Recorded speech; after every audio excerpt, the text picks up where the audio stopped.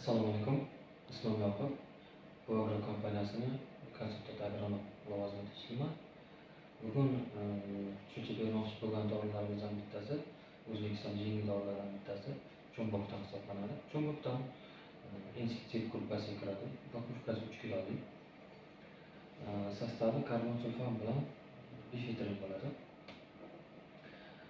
Ham kontakt ham tizimli ta'sirga ega dorimiz. Bu dorimiz nimalarga ishlaydi va qachon ishlatiladi?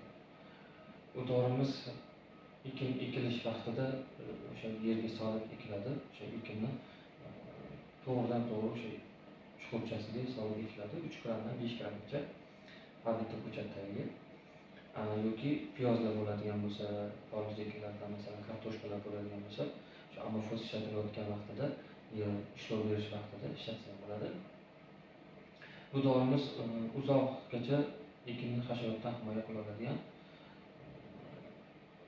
dorilardan biri hisoblanadi. Hasharotlarimiz masalan bo'ladi, yerda simportlarimiz bor, etelik nematodalarimiz bor. Piyozda o'zini bitlari bo'ladi, ildiz bitlari bo'ladi. Shulardan himoya qilib, har safar o'sha suv berganingizda o'zidan hid chiqarib o'sha hasharotlarni haydab turish xususiyatlariga ega. Hozirda bu agrokompaniyamizda bor.